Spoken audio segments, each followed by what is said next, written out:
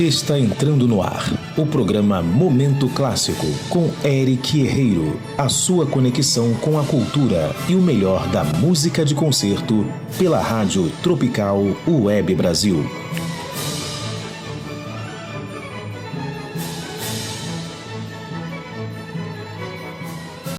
Hoje esse programa, como eu havia dito a vocês, é justamente baseado no Instituto Brasileiro de Música e Educação, o IBME, que entre outros organismos, outros grupos musicais, abriga a Orquestra Chiquinha Gonzaga e também a Orquestra Sinfônica Juvenil Carioca.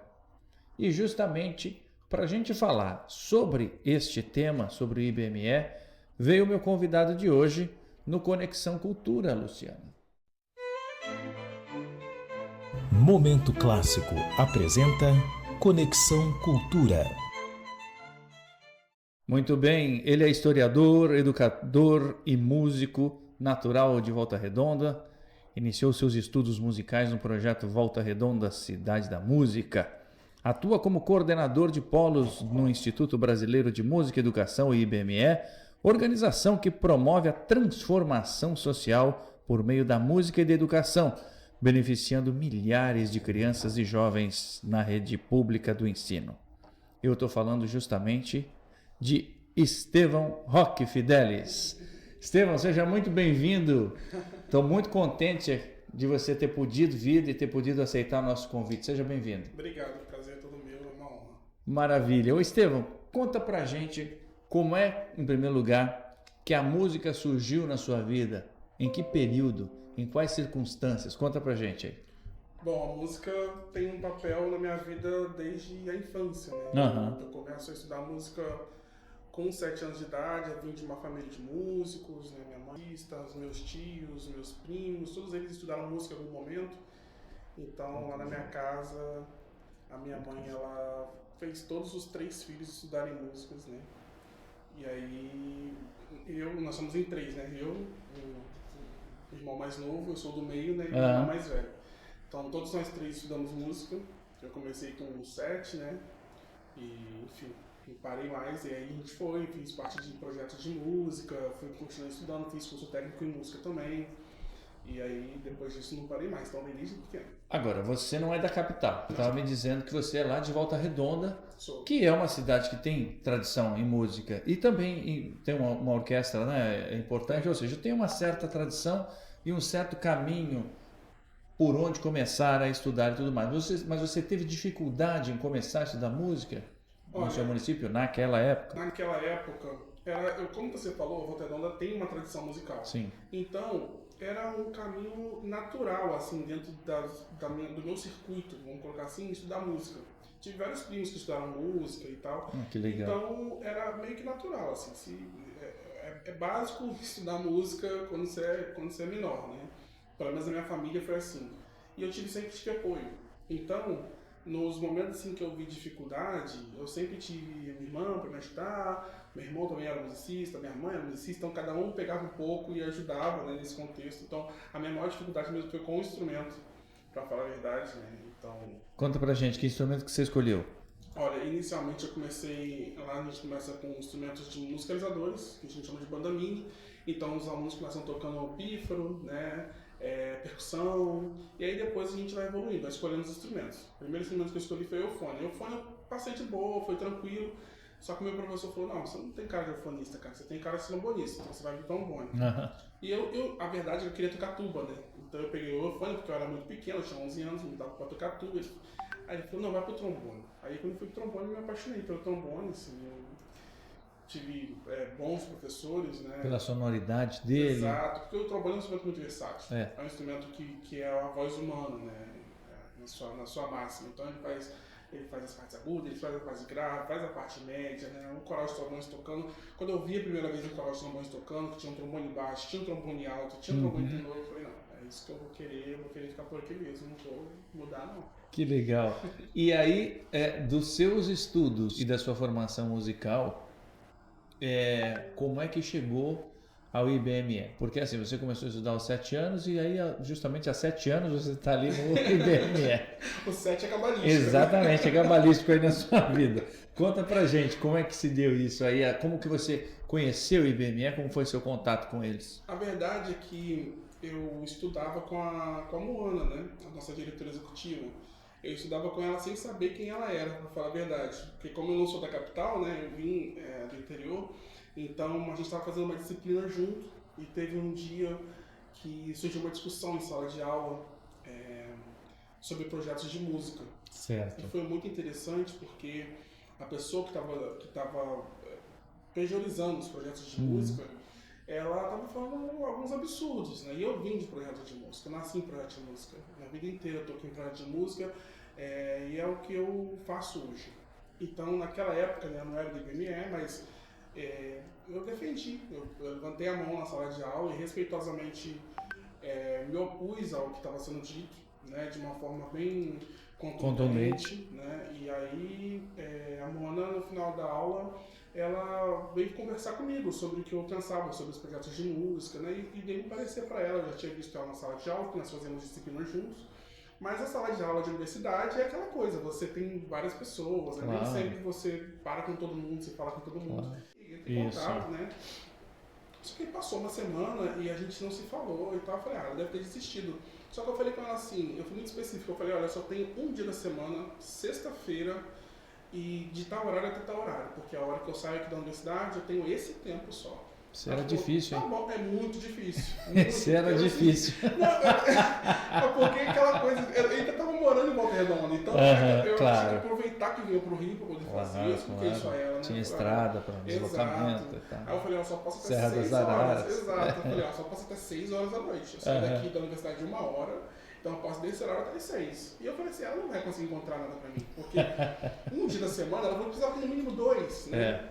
Verdade. Aí ela me ligou, aí uma pessoa do projeto me ligou, falou, Estevão, a Mona passou o seu número e tal. Eu falei, olha gente, desculpa, mas eu só tenho esse horário. Ela falou, não, tudo bem, é esse horário mesmo, pode vir aqui. E aí eu fui e era para dar aula para um grupo de monitores na época, monitores de trombone. Olha, de monitores já.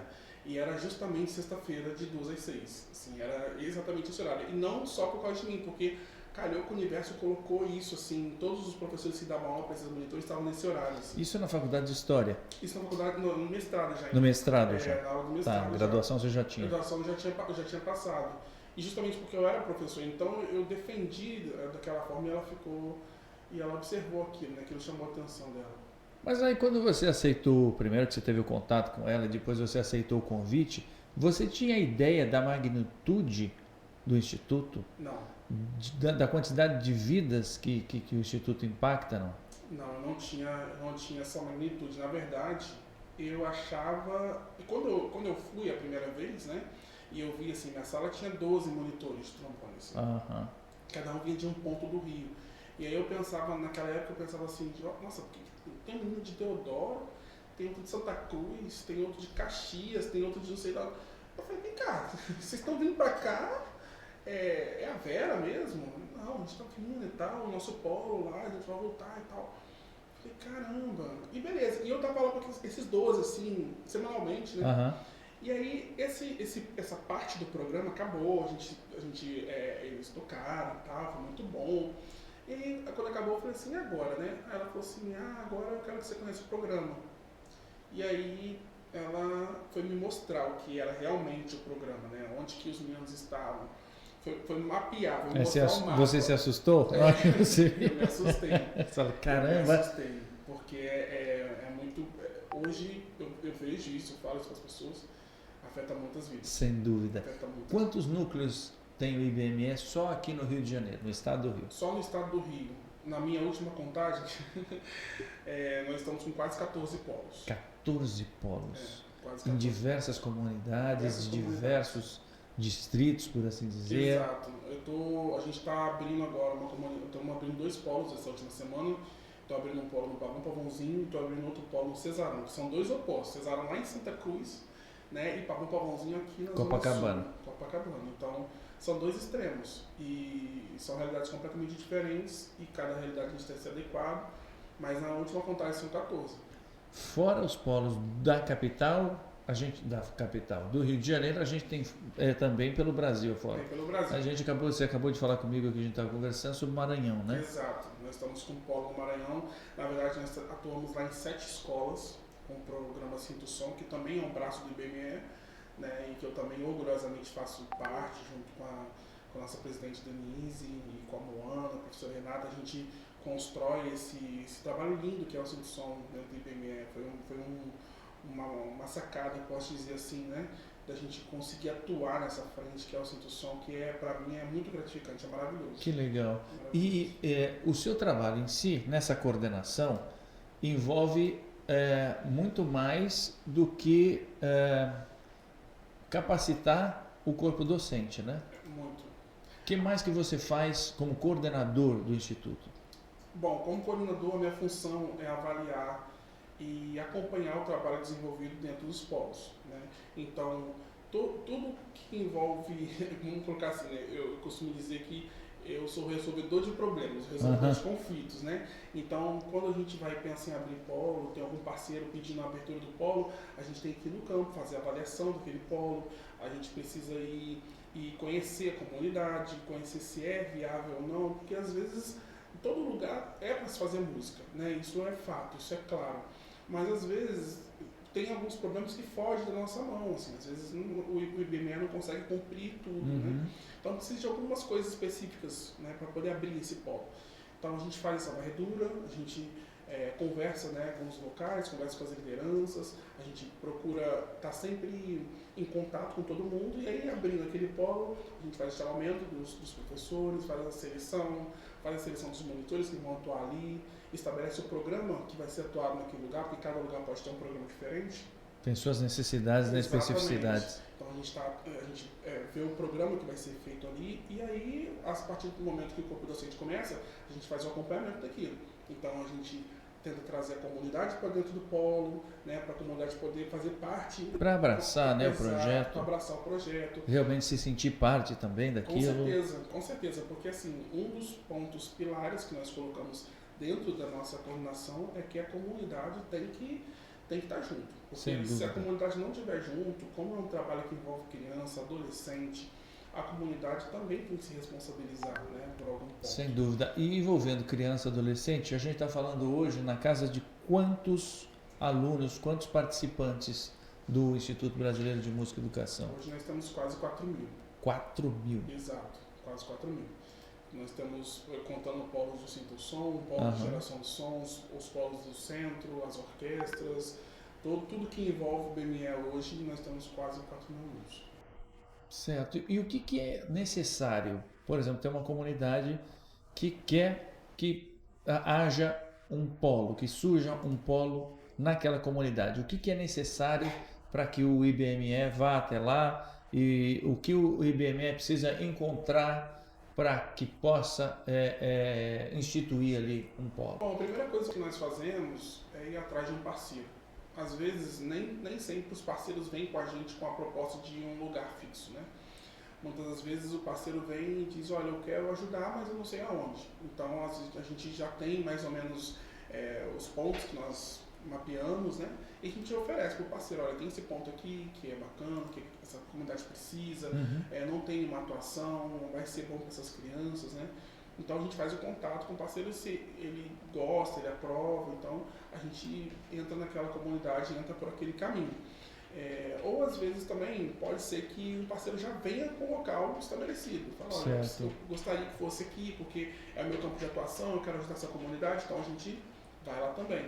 Depois de feito esse contato, a gente tem que ver se é viável financeiramente também para o parceiro e para o IBME, né? Então a gente faz esse estudo financeiro do local e tal, mas a viabilidade ela não tem a ver com o trabalho em si, tem a ver com a gente não parar o trabalho no meio do caminho, né? Porque é ruim quando a gente começa uma coisa e não tem perna para continuar. Então, salientar esse desejo na pessoa e depois tirar dela, né?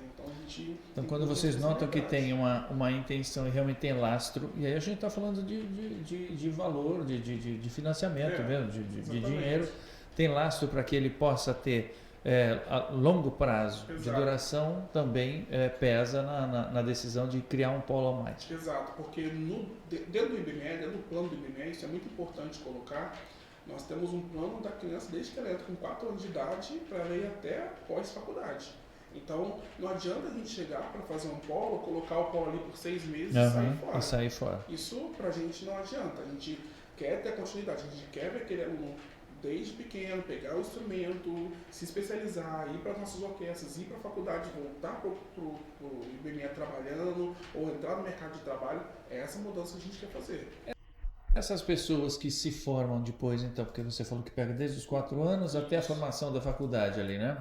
Essas pessoas que se formam durante o seu contato, sua passagem pelo IBME, vocês monitoram elas, vocês têm contato com elas, elas continuam de alguma forma contribuindo com o Instituto? Como que funciona isso? A gente faz um mapeamento, né? Na maioria dos nossos alunos, eles ficam com a gente um longo período, certo. Principalmente quando eles estão na orquestra, quando eles estão na universidade. Eles vão para a universidade, eles estudam, voltam para o projeto como monitores, como instrutores ou como professores depois que eles se formam. Mas os que conseguem ser aprovados em concursos militares ou em outras orquestras, né, fora do estado, tem alunos nossos tocando em orquestras fora do estado.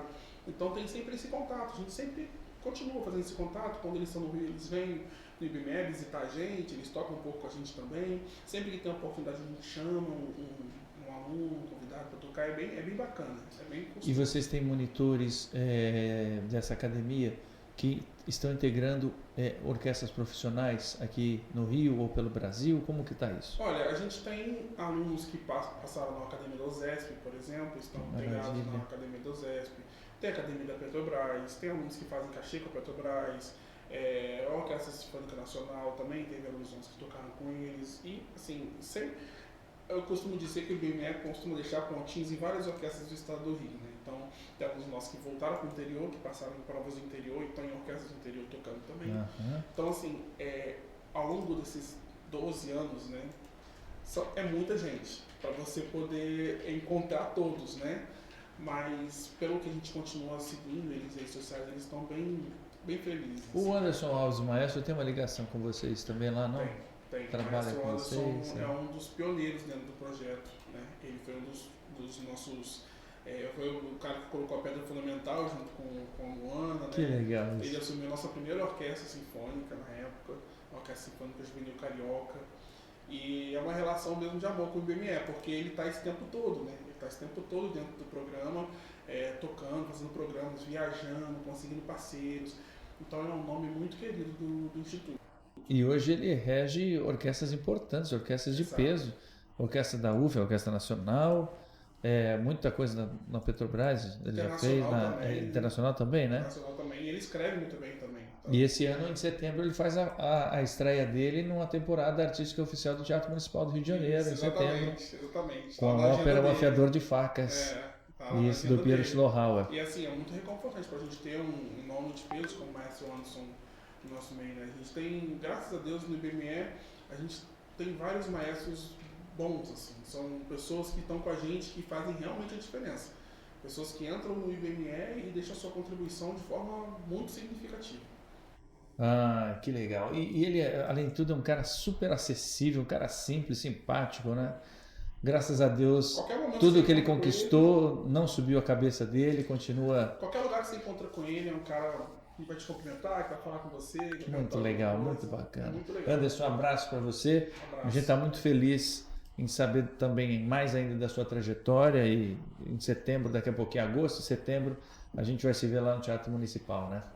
Agora, antes da gente ir para o intervalo, como que você organiza na sua coordenação os monitores para as diferentes faixas etárias dos alunos que vão chegando? Vocês vão de, não sei, um exemplo, de 4 a 7, aí de 8 a 12, como que você faz isso? Bom, cada um dos alunos que estão dentro do IBME, eles cumprem uma etapa etária e uma etapa musical também. Certo. Então, os alunos que estão em escolas, eles cumprem uma determinada faixa de programa.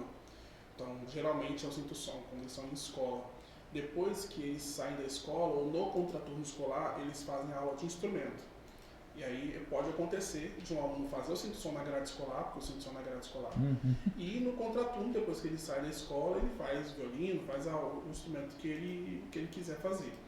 Depois desse período, ele vai para um polo que tem a orquestra. Então, ele começa a fazer prática em conjunto, começa a fazer prática de orquestra. E aí, para ele ir para a nossa orquestra principal, é só uma questão de tempo, porque dentro desse processo musical a gente faz avaliações, ele passa por períodos de teste, de prova. Ele então, tem apresentações ao longo desse período todo? Tem muitas apresentações. Porque o contato com o público é essencial, né? Exato. Inclusive nos polos nós temos o que nós chamamos de sarau de integração comunitária, que são eventos que acontecem todo final de semestre, e aí os professores com os alunos, as turmas apresentam. É uma semana muito intensa de apresentações, em que eles têm uma liberdade assim, para poder apresentar. Às vezes a gente coloca algum tema, que é muito legal também, porque os alunos gostam muito de questão temática, tema de filme, tema de videogame, tema de novela, tema de... Então eles tocam as músicas assim, e é muito, muito legal. Tema de sarau da roça, então... Enfim, tem várias coisas legais. Só que os monitores, quando eles estão na academia de monitores, nós fazemos uma entrevista de perfil. Então, a gente entende o que cada um está fazendo na universidade, ou o que quer fazer, e direciona ele de acordo para o polo que a gente acha que ele vai conseguir ter mais pujança dentro daquele que ele escolheu. Né? Porque não adianta um monitor que quer dar aula e para um polo que ele só vai tocar, por exemplo. Né? Então não adianta muito, ele quer dar aula. Então, nós vamos tentar oportunizar ele para que ele fique dentro de sala de aula com o professor tutor e tal. Muito bem, você está ouvindo o Momento Clássico nessa terça-feira, aqui pelo www.radiotropicalwebbrasil.com.br, e pode agora, enquanto a gente vai para o intervalo, vai mandando aqui a sua sugestão, perguntas para o Estevão pelo WhatsApp, que é o 21 97159 1211, 97159 1211. Você conectado no mundo e o mundo ligado em você. Daqui a pouquinho a gente volta. Em 1 minuto eu tô aí.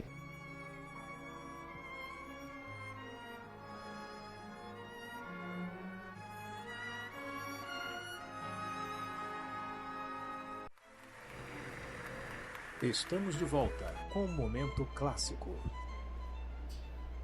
Acabamos de ouvir aí então no intervalo, Estevão, justamente sobre o concerto do ano passado, dezembro, né?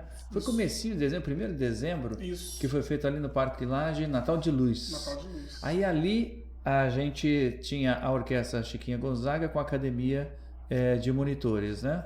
A gente acabou de ouvir uma área da A Terra dos Sorrisos, que é uma opereta de Franz Lehár, e a área Dein ist mein ganzes Herz, que quer dizer Teu é o meu coração. Eu escolhi isso não só por conta de ser o IBME hoje o assunto aqui no programa, mas porque na semana passada eu coloquei uma gravação com a Filarmônica de Berlim. E aí eu queria mostrar justamente para todos nós que infelizmente ainda temos essa síndrome de vira-lata, que um grupo de uma orquestra social tem a capacidade, sendo muito bem trabalhada, muito bem treinada, e aí com muito trabalho também dos seus componentes, né, da orquestra, assim, de interpretar uma área, trechos tão difíceis do repertório como esse. Então foi escolhido a dedo para que a gente pudesse fazer essa comparação da semana passada com essa semana aqui. Então era a Orquestra Sinfônica Juvenil Chiquinha Gonzaga, Academia de Monitores, com a regência da maestra Priscila Bonfim. E o tenor era quem? Era eu, Eric Herrero. Muito bem. Vamos voltar aqui para o nosso assunto do IBME, que é, hoje, quantos grupos musicais existem formados pelo IBME e mantidos pelo IBME? Grupo Fabuné, hein? Essa foi difícil, hein? Vamos lá. Por isso que eu dei um intervalo antes, para você relaxar, descansar, e daí depois eu vim com essa. Bom, vai lá. Se você tivesse me avisado antes, eu teria feito uma colinha aqui. Vamos lá. Hoje nós temos a Orquestra Sinfônica Chiquinha Gonzaga, como você falou com elas, né? Ela é a mais famosa do IBME, né? Mais conhecida?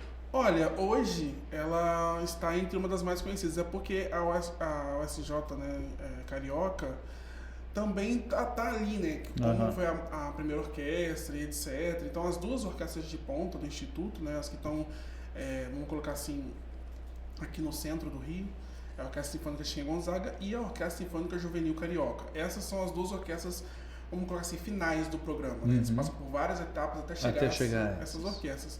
Nós temos o recém-estreado Favela Orquestra, que é regido pelo nosso querido maestro também Vinícius Lousada, que é quem escreve os arranjos também.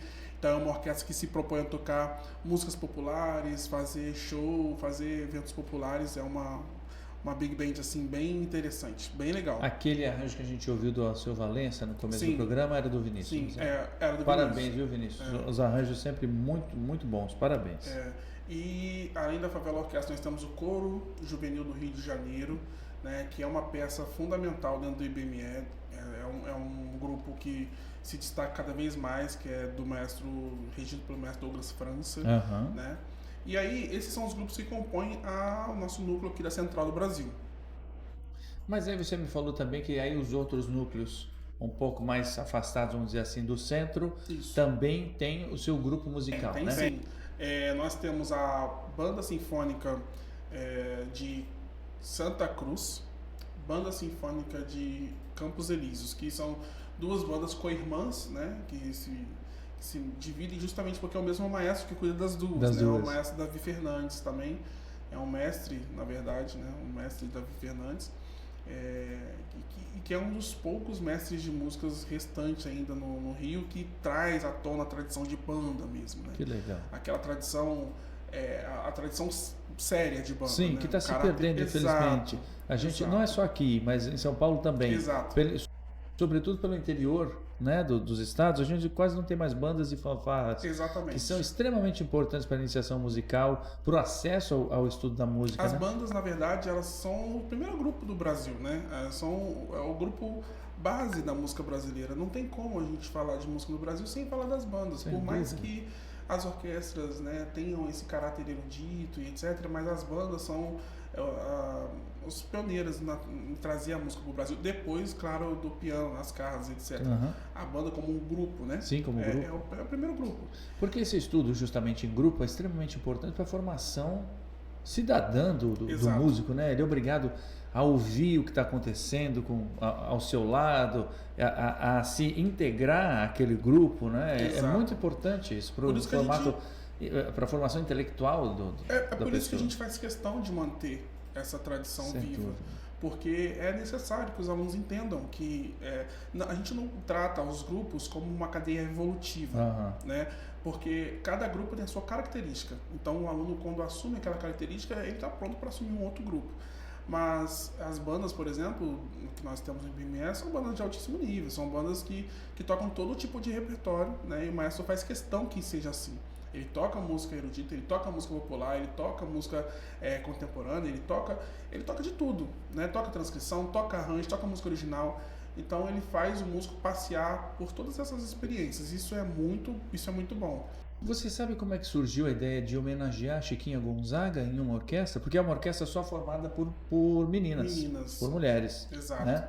É uma coisa também sui generis, muito, muito legal. E como surgiu a ideia de batizar a orquestra de Chiquinha Gonzaga? A verdade é que no Brasil e em grande parte do mundo nós temos uma defasagem muito grande de oportunidade para mulheres dentro desse Verdade. campo. Né? As mulheres, desde o início do Brasil, as mulheres estão restritas a instrumentos específicos, que é piano, que é o canto, né? Que naquela época eram instrumentos, vamos colocar assim, direcionados, mais delicados, etc. Tinha ideia disso, né? Mas com a eclosão de tudo que aconteceu, com a evolução das camadas de gênero dentro da sociedade, a gente sentiu necessidade, né, da promoção dessa iniciativa. Na verdade, isso é urgente. Não é porque nós estamos tendo essa iniciativa, mas outros lugares também estão entendendo. O exemplo isso precisa agora. ser seguido. Exato. Muitos lugares estão entendendo isso agora. Vocês estão na vanguarda disso e isso precisa ser seguido. Estamos. Isso a gente fala com muito orgulho. Assim, a primeira orquestra de mulheres, de meninas, né, formadas por meninas de escola pública do Brasil, praticamente. Então, a gente tem muito orgulho de levantar essa bandeira, não por um preciosismo nosso, mas que para outras meninas possam ver e se sentir parte, e entender que também tem lugar para elas, né? Essa orquestra é um lugar de acolhimento. Ela não é só um lugar para as meninas tocarem. É um lugar de acolhimento mesmo, é um lugar de escuta, é um lugar que as meninas têm para poder se expressar, para poder entender de uma forma com que a sociedade não vai pressionar ela, que não vai adiantar o processo dela, que não vai apressar ela em nada. Né? A gente vê muitas mulheres tocando no meio popular que são invisibilizadas, Verdade. Que assumem determinados traumas mesmo, tá tocando no meio de vários homens, né? A gente tem a maestrina Priscila Bonfim, que é maravilhosa, ela tá dentro desse circuito há muito tempo, né? E assim, ela pode dizer um pouco o que é estar nesse lugar. Eu infelizmente, né, eu não posso dizer por ela, né, mas eu imagino. A gente não tem lugar de fala, exato, mas a não gente tem lugar de fala, mas imagina. eu imagino a dificuldade que é. Se as nossas colegas musicistas, né, relatam pra gente as situações de assédio, situações de assédio moral mesmo, Sim. né, que elas passam, imagina uma pessoa como Priscila Bonfim chegar onde ela chegou, né, e tá com todo esse percurso, inclusive um abraço, um beijo. Um abração. A Priscila está em São Paulo. Está em São Paulo, Agora ela está trabalhando no Teatro Municipal de Exato. São Paulo. Ela pulou de municipal para municipal. Municipal. Saiu do Rio, foi para São Paulo, mas ela vai voltar ainda para o Rio de sim. Janeiro, tenho certeza absoluta, com muito mais bagagem ainda, experiência. Vai sim. E foi interessante porque a gente estava falando justamente de empoderamento feminino, e aí a gente tem a Priscila Bonfim, Exato. que é uma maestra de ponta, excepcional pianista e correpetidora, né? Que contribuiu e contribui muito para o IBME, né? Exato. Ela é um farol para o IBME, para falar a verdade. E para as meninas, principalmente para as meninas. Eu tive a oportunidade de viajar com ela para a Suíça. Nós fomos para a Suíça, eu tive a oportunidade de ir com as meninas, né? Eu posso dizer que eu fui acompanhando as meninas, né? E foi uma viagem muito agradável. Nós fomos para a Suíça, fomos para a França, tocamos em vários lugares. Eu ia chegar lá nesse ponto, porque assim, o IBME ganhou o Rio, depois o IBME ganhou o Brasil, e aí depois o IBME ficou grande. Não cabe só no Brasil, que já tem dimensões continentais. Fui para a Europa. Como é que surgiu isso? Porque ano passado, se eu não me engano, vocês estavam em Bordeaux, na França, não é isso? Estávamos em Bordeaux. Então conta pra gente um pouquinho dessas viagens internacionais e como que surgiu a primeira, porque a partir do primeiro é que tudo conta. Porque a partir do momento que vocês vão pela primeira vez e todo mundo vê a qualidade do trabalho de vocês, é natural que um convite vá puxando o outro. É verdade. Só quero fazer um adendo, que assim, como você tinha perguntado dos grupos, eu parei na banda, mas é porque eu tô citando os grupos aqui e o pessoal me mataria se eu não citasse a Orquestra Escola, né? Então, coisa rápida, a gente tem a Orquestra Escola de Campos Elíseos, que é regida pelo mestre Vinícius também, e temos a Orquestra Escola de Santa Cruz, que é regida pelo mestre Carlos Sarri, que também é o mesmo mestre da USJ Carioca. Sim, que eu conheci lá no IBME, exato. Na também Central. Os dois são excepcionais. Abraço então para vocês, muita sorte, muito sucesso cada vez mais no trabalho de vocês. Parabéns pelo trabalho e pelo bem que vocês têm feito também à sociedade. Muito bom. Mas aí como surgiu a questão internacional? O internacional, nós fizemos a primeira viagem, olha, se eu não me engano, é porque assim, são tantos anos que eles estão vindo fazendo que eu não me lembro assim, mas eu acho que foi, se eu não me engano, para os Estados Unidos, nós fizemos uma viagem com um grupo menor, eles se apresentaram lá, mas se eu não me engano a primeira foi para a Espanha, foi até mais ou menos isso que foi, se eu não me engano. E depois disso, nos parou, foi Espanha, aí já fomos para Portugal, já fomos para França, já fomos para Suíça, né? França duas vezes, uma vez em Bordeaux, outra vez, agora nós passamos ali por Orly, né? Enfim, tocamos ali, tocamos na Suíça também, fomos para os Estados Unidos de novo, enfim. E essas viagens, elas não são apenas viagens a passeio, né? Os nossos alunos, eles voltam de uma maneira completamente diferente depois que eles vão. Isso é uma coisa que parece uma viagem internacional, você parece que vai ser abre completamente a mente. E faz eles darem valor ao que eles têm aqui. Porque eles veem que não é todo lugar do mundo que tem a oportunidade que eles têm aqui. Sem dúvida. Né? Então as pessoas que eles têm contato, as pessoas que sabem música como eles, né? Muitos deles encontram pessoas que têm o mesmo nível musical deles. E aí eles perguntam, fazem as perguntas, começam a conhecer, começam a conversar. E eles começam a ver que, caramba, você pagou desde tantos anos, né? Você faz aula desde tantos anos, eu tive essa oportunidade, eu não paguei nada, né? Eu consegui ir dentro de uma instituição e caminhando e traçando esse caminho, né? E cheguei até aqui. Então eles voltam vestindo a mesma camisa, né?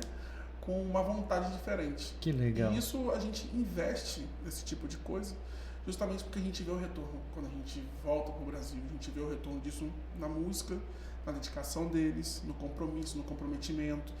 Então, as viagens internacionais, elas não são apenas para a gente colocar lá no nosso portfólio que a gente foi. Vocês acabam virando uma grande família, enorme família. E aí, voltando um pouquinho, você falou sobre acolhimento. Como que é a preocupação de vocês nesse sentido? Porque vocês trabalham com uma realidade difícil, uma realidade dura das comunidades, de dificuldades assim de diversas naturezas. E acredito que muitas vezes também tem de lidar com situações complicadas do ponto de vista psicológico do aluno. Como que vocês lidam com isso no dia a dia? Olha, eu vou te dizer que tem dias e dias. Tem dias que é bem pesado, porque a nossa, como você falou, a realidade hoje do Brasil e principalmente do Rio de Janeiro é uma realidade muito complicada. É uma dicotomia muito grande. O mesmo menino que está tocando no Teatro Municipal, ele tem que pegar uma condução que ele não sabe, você pode ter um assalto lá dentro quando ele está voltando para casa, Sim. na mesma noite. Né? Então, lidar com tudo isso pra gente tem sido muito desafiador. Não vou mentir para você, falar que é tudo um mar de rosas. E nós estamos principalmente em comunidades onde ninguém quer estar. Nós estamos em lugares que as pessoas não querem entrar. Ó, e às vezes falta iniciativa do poder público de estar lá. Às vezes não falta vontade do poder público, mas falta assim, recurso. Sim. Né? E que nós, como iniciativa privada, fazendo um bem público, a gente assume essa responsabilidade, a gente assume esse compromisso. E principalmente com aquela comunidade. Principalmente de tirar aquele menino daquela área de vulnerabilidade social, mas não só física, porque muitos dos nossos alunos ainda continuam morando na comunidade. Sim. Mas a gente tenta tirar o pensamento dele de dentro daquele lugar. A gente tenta elevar o pensamento dele. E aí aquela criança que está no IBME, que continua, claro, morando, vivendo naquela faculdade, naquela comunidade, aquela criança que continua ali, passa a ser também um farol. Exato. Um exemplo ali para aquela comunidade de que sim, é possível, não é verdade? Exato. A gente não tem polos nossos, por exemplo, nós temos 200, 300 alunos. Então, são 200 alunos com instrumentos, são 200 alunos tocando. Se isso não é fazer a diferença no lugar onde a gente está, eu não sei mais o que é. E são 200 crianças, são 200 adolescentes que podiam estar fazendo 200 outras coisas. Sem dúvida. Né? Eu não estou dizendo que nós vamos salvar a pátria, mas a nossa parte a gente está procurando fazer. E quando a gente volta para casa, que a gente vê um menino que conseguiu passar na universidade, e a gente vê um menino que, às vezes quando eu saio do polo, eu gosto muito de sair dos polos depois que os polos fecham. Porque eu vejo eles pelo caminho, andando com o instrumento nas costas. Né? E isso para mim, quando eu estou voltando para casa e eu vejo essa cena, me faz ir embora melhor. Sabe, me faz entender de que aquela mãe que foi ali, que tá com chuva, tá com sol, tá levando o menino, ela tá acreditando no mesmo sonho que eu tô acreditando. E que outras várias pessoas também acreditam. E eu posso te falar que eu sou o exemplo disso, né, de forma literal, porque hoje eu sou um profissional, eu trabalho com isso, eu tô dentro do circuito e eu vim de projeto social da mesma forma, a minha mãe me levava da mesma forma que eu vejo os meninos irem pro polo. Eu me vejo nesses meninos, né? Então por isso que para mim é muito significativo, por isso que para mim tem tanta emoção quando eu falo dos polos, porque é justamente o caminho que eu faria, que eu fazia e que provavelmente se tiver uma outra oportunidade eu faria de novo. E me diz uma coisa, uma mãe, um pai ou uma criança que tenha vontade de aprender um instrumento ou que já toca alguma coisa e quer fazer parte do IBME, o que eles precisam fazer? Bom, o caminho é muito simples frente à oportunidade, né? Eles precisam estar matriculados em uma escola pública ou uma escola comunitária de bairro, né? Tem entre 7 e 19 anos, está dentro do circuito onde tem algum polo do IBME ou então dentro de alguma área que ele consiga chegar no polo. Ele tem que ter disponibilidade pelo menos 2 vezes por semana, né, para poder ir ao polo, fazer as aulas. E fora isso tem que ter o comprometimento de uma pessoa que quer realmente aprender música ou que quer realmente mudar de perspectiva de vida. Numa entrevista, por assim dizer, que vocês fazem com a mãe, com a família, etc e tal, vocês conseguem notar quando realmente é algo assim que a criança desde pequena transmite o sonho de ser músico, ou quando é algo assim, talvez um passageiro, um modismo, porque vem um coleguinha que está tocando e quer fazer igual também. Vocês conseguem notar isso? Não? Olha, tem de tudo. Não, tem de tudo. Por algum tempo você já começa a entender quem tá pelo quê. Sim, você tem uma experiência grande já. Mas a gente faz uma coisa chamada sensibilização, que a gente leva o instrumento naquela comunidade, leva naquela escola, toca, mostra, dá o gostinho e tira. Assim, a gente vai e mostra, ó, isso aqui está disponível, quem quer, né? Isso é bem legal. Inicialmente todo mundo quer, né? Todo mundo olha, vê os meninos tocando. Isso aconteceu semana retrasada, né? A gente estava abrindo um polo e eu levei a grupo de cordas, essa camerata de monitores, assim, eles tocaram Heinlein, tocaram assim numa sala. E as crianças começaram a ficar assim, assustadas e tal, e olhando. Você viu os olhos delas assim, compenetrados nos instrumentos, né? E depois eu apresentei instrumento por instrumento, falei sobre a família das cordas, etc. Aí deixei algumas fichas de inscrição na secretaria. Com menos de 3 horas esgotou as fichas, assim. Olha. Porque todas as crianças queriam, né? Só que eu falei, gente, calma, porque ainda tem que apresentar os sopros, senão vocês pegam todas as cordas e aí faltam os sopros, tem né? outras famílias. Mas às vezes o aluno não quer fazer. Mas quando ele vê o instrumento, quando ele vê o que o instrumento pode ser feito, e é por isso que a sensibilização é tão importante. Ele não sabe que aquilo está disponível para ele. Não só disponível no sentido físico, não. Mas ele não consegue entender, e eu faço questão que esses alunos que vão, sejam alunos de comunidade, sejam alunos como eles, que eles consigam se enxergar naqueles alunos. Por quê? Porque se ele não consegue se ver, ele não vai querer. Então tem que ser gente como eles, né? Então eles olham aquilo e falam, eu posso chegar lá. Às vezes ele nunca viu aquele instrumento, ele nem sabe como toca, ele nem faz ideia, mas só dele ver alguém que parece como ele tocando, ele já quer. E aí esse sentimento ele vai fluindo, ele nasce. Os nossos professores são profissionais assim, capacitados, são profissionais que têm periodicamente eles têm capacitações. Reciclagem. Exato, dentro de várias situações. Então nós trazemos profissionais de várias partes do Brasil para poder capacitar, e entre eles também eles têm a mentoria que faz esse trabalho de o que está faltando em um, o que eu posso ajudar no outro, traz a sua experiência, me conta com o que você viu. E esse trabalho pedagógico, ele é feito acompanhado semanalmente, assim, ninguém escapa, né? Todo mundo é acompanhado, justamente porque trazem as questões mais complicadas. Você falou sobre acolhimento. Nesses encontros a gente traz as questões mais complicadas mesmo de resolver. E às vezes a gente resolveu em outro polo de uma forma que pode funcionar naquele. E eles trazem essa experiência, a gente conversa, a gente se debruça sobre aquele tema para poder esgotar as possibilidades de resolução daquele problema. E é muito legal. Quando esse aluno ele vem e ele vem com aquela vontade, tem aluno, cara, que você fala, meu Deus, tem uns meninos pequenininhos, assim, os menores, né? Eles são os que vêm com mais ânimo, assim. Porque tem muita energia, né? Então eles gastam tudo no instrumento, assim. É impressionante. Agora, eu sou um grande comerciante, eu sou um empresário e eu quero ajudar o IBME. Como que eu posso ajudar? Olha, existem várias formas, pode ser por meio de doação, pode ser por meio de lei de incentivo. Então, se a pessoa quer nos ajudar, se a pessoa quer fazer parte desse contexto, quer fazer o bem para a comunidade de alguma forma, né? Pode entrar em contato com a gente, seja nas nossas redes sociais, seja por e-mail, sempre nas redes sociais a gente está respondendo. Então, no @IBMRJ no Instagram, a gente tem a equipe lá que vai atender, tem um link que manda direto para o contato com a nossa equipe, né? Que está lá atenta a todas as investidas. Então, qualquer pessoa que queira contribuir de alguma forma pode entrar em contato com a gente por lá, que é o nosso canal mais direto. Vocês têm lei de incentivo, Sim. Então é dedutível no imposto de renda. Vocês todos empresários podem então entrar em contato com o IBME, porque com certeza estarão ajudando, fazendo um bem danado para a sociedade, para esses alunos, milhares de alunos. Vocês têm ideia de quantos alunos vocês já formaram ao longo disso?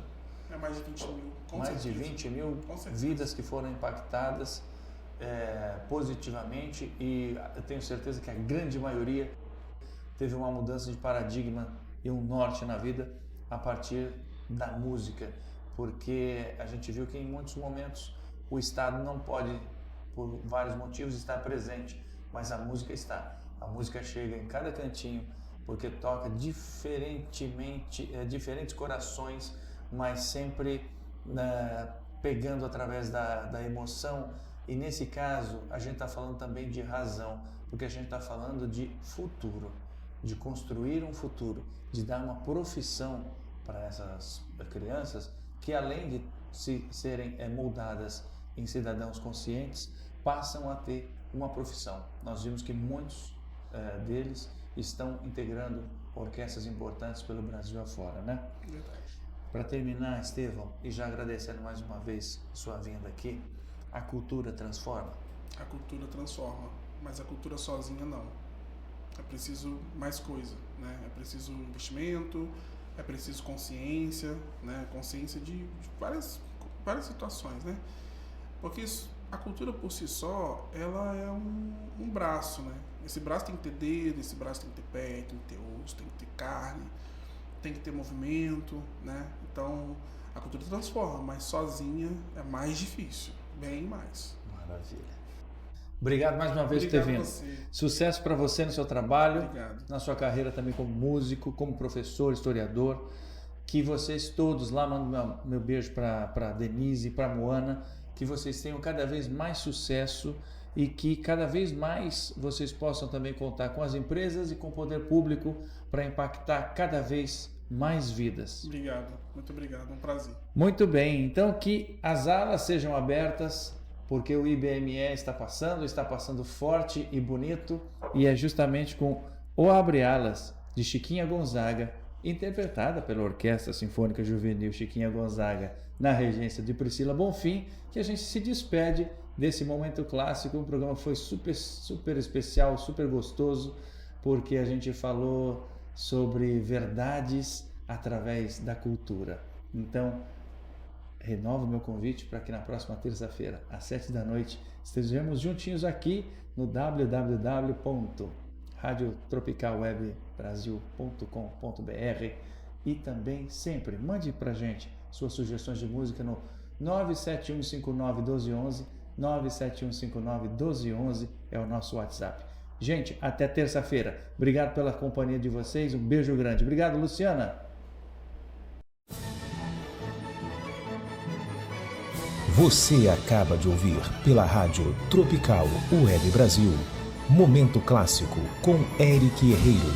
Todas as terças, das 19 às 20 horas. Até a próxima.